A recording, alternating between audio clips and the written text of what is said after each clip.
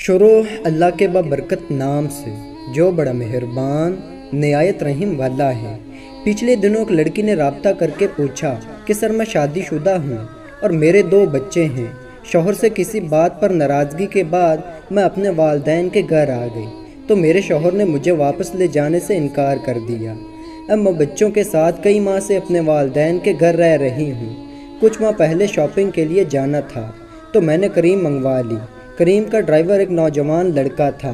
میں گاڑی میں چپ کر کے بیٹھی موبائل یوز کر رہی تھی کہ اس لڑکے نے مجھے میرے اچھے موبائل اور کپڑوں سے باندھ کر کہا کہ اگر میں آپ سے ایک بات پوچھوں تو آپ برا تو نہیں منائیں گی؟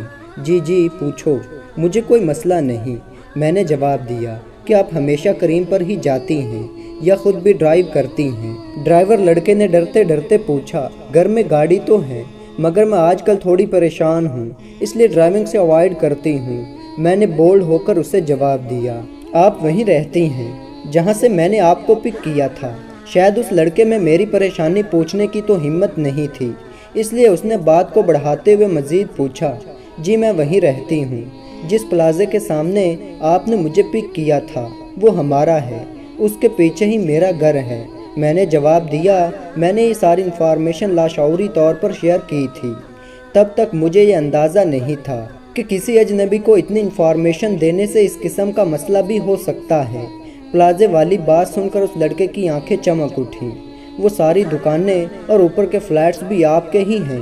ڈرائیور لڑکے نے مجھ سے پوچھا، پلازے میں سب کچھ آتا ہے۔ میں نے مسکراتے ہوئے جواب دیا۔ تب تک میرے ذہن میں صرف یہ تھا کہ یہ لڑکا صرف کریم کا ڈرائیور ہے اور پتہ نہیں دوبارہ کبھی میری اس سے بات ہوتی بھی ہے یا نہیں۔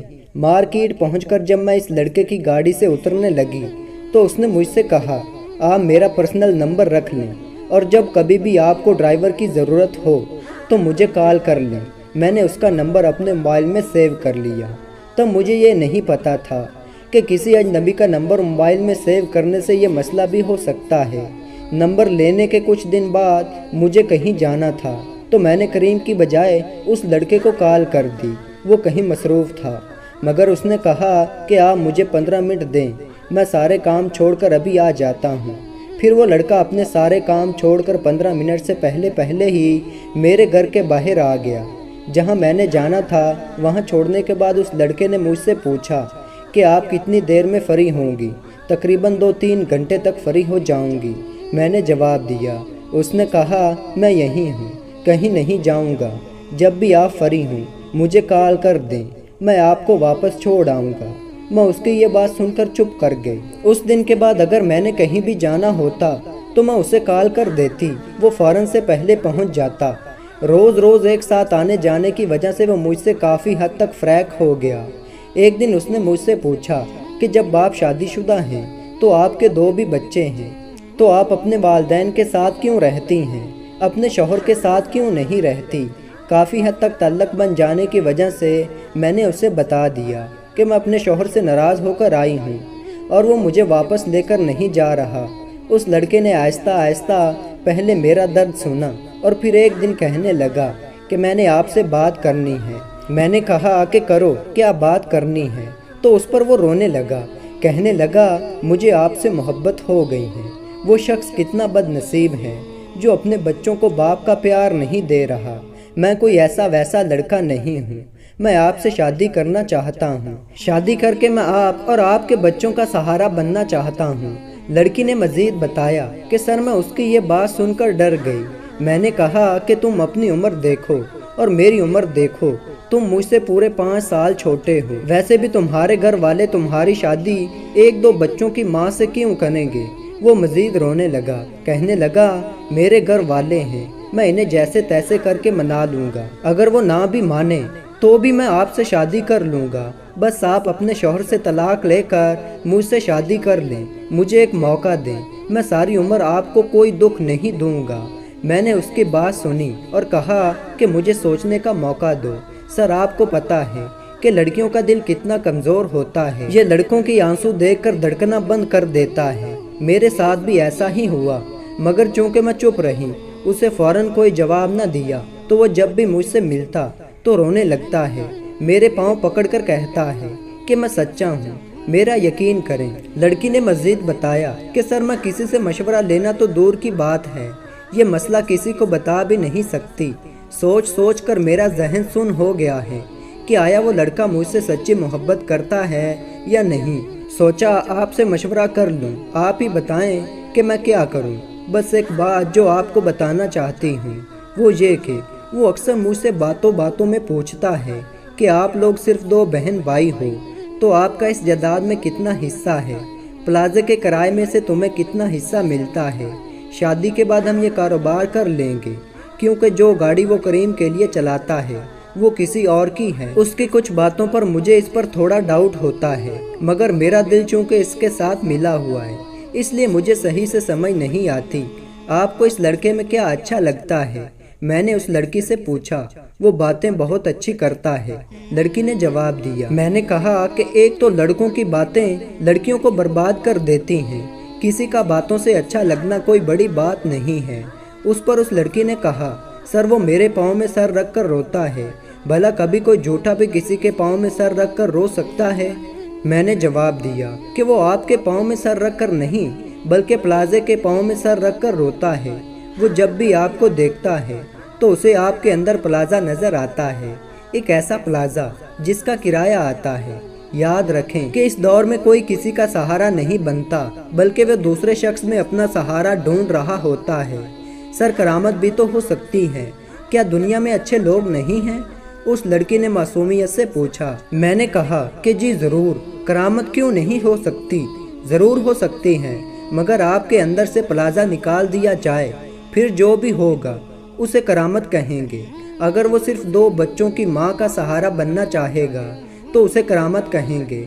आप ऐसा करें कि आने वाले दिनों में उसे बातों बातों में बताएं कि अगर आपने उससे शादी की तो आपके वालिदैन आपको जायदाद से महरूम कर देंगे, फिर देखें कि कैसी करामत होती है। और अगर सर उसे मुझसे मोहब्बत बरकरार रही तो फिर लड़की ने हंसते हुए कहा।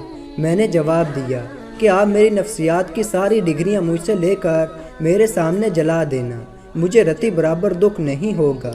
कुछ दिन बाद लड़की ने जब लड़के को बताया कि मैं अपने बेकदरे शौहर से तलाक लेकर तुम्हारे साथ शादी करने के लिए तैयार हूँ, तो वो लड़का इतना खुश हुआ जैसे वो दिन उसके लिए ईद का दिन हो।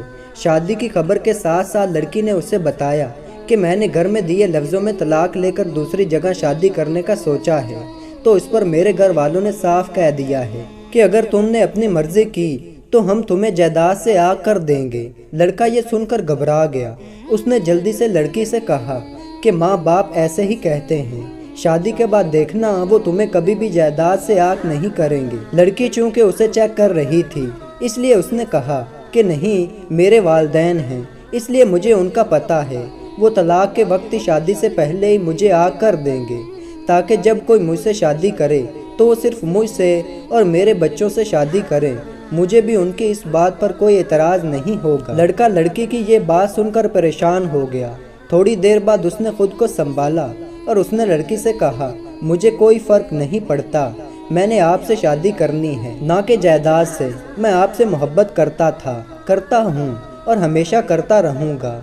मैं आपके साथ हूँ। ये कहकर वो लड़का चला गया। लड़की मुझसे राब्ता करके रोने लगी कि सर वो लड़का सच्चा है, मैंने ऐसे ही उस पर शक किया, आप माइंड न कीजिएगा, आपकी नफ्सियात यहाँ फेल हो गई। ज़रूरी नहीं है कि लोग पैसे से ही प्यार करें, कुछ लोग दिल से भी प्यार करते हैं।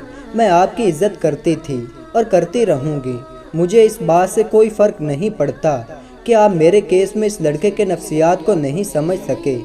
मैं खुशी से इस लड़की की सारी बात सुनता रहा। जब उसने वो कह लिया जो वो कहना चाहती थी तो मैंने कहा कि नादान लड़की, आप किस दौर में रह रही हैं? ये मतलब परस्ती का दौर है, यहाँ बगैर किसी मतलब के कौन किसी का बनता है। आप इस लड़के की बातों में आ गई हैं। अभी तो उसने कहा है, कुछ किया तो नहीं है, अभी कुछ दिन ठहरें। वो लड़का जो आपकी तरफ भागता था दूसरी तरफ भागेगा, कुछ दिनों में वो मसरूफ़ हो जाएगा और ऐसा मसरूफ़ होगा कि गायब ही हो जाएगा। लड़की चुप कर गई। फिर एक माह बाद उसने राब्ता करके बताया कि सर मुझे माफ़ कर दें, आपकी नफ्सियात जीत गई और मेरी मोहब्बत हार गई। उस लड़के ने पहले तो मुझे इग्नोर किया, फिर कहने लगा कि मैं मसरूफ़ हूँ, और कुछ दिनों बाद उसने मुझे बताया کہ میرے والدین نے میری منگنی کر دی ہے، اب میں کسی اور کا ہوں۔ روتے ہوئے اس لڑکی نے پوچھا کہ سر اس لڑکے نے اتنے بڑے بڑے دعوے کیے تھے، وہ کیسے بدل گیا؟ اسے تو مجھ سے عشق تھا، عشق کا کیا بنا؟ میں نے اسے سمجھایا کہ خود فریبی سے باہر نکلیں، اسے آپ سے نہیں اس پلازے سے عشق تھا جو اسے آپ کے اندر نظر آتا تھا۔ آپ کے پاس پلازہ نہیں رہا تو اس کے اندر عشق بھی نہیں رہا۔ خود بھی سوچیں، جو کرائے کی گاڑی چلا کر گزارا کرتا ہو، جو اپنا سہارا نہ بن سکتا ہو، وہ کسی اور کا کیسے سہارا بن سکتا ہے؟ آج اس لڑکے کو کہو کہ میرے والدین مان گئے ہیں، مجھے پلازہ مل گیا ہے، آپ کو وہ لڑکا بھی واپس مل جائے گا، مگر ایک بات ہمیشہ یاد رکھیں، وہ تب تک آپ کا رہے گا جب تک آپ کا پلازہ بیچ کر نہ کھا جائے۔ تو دوستو ایسی ہی شاندار ویڈیو دیکھنے کے لیے چینل کو سبسکرائب کریں۔ تو ملتے ہیں ایسی اچھی ویڈیو میں، تب تک کے لیے اللہ حافظ۔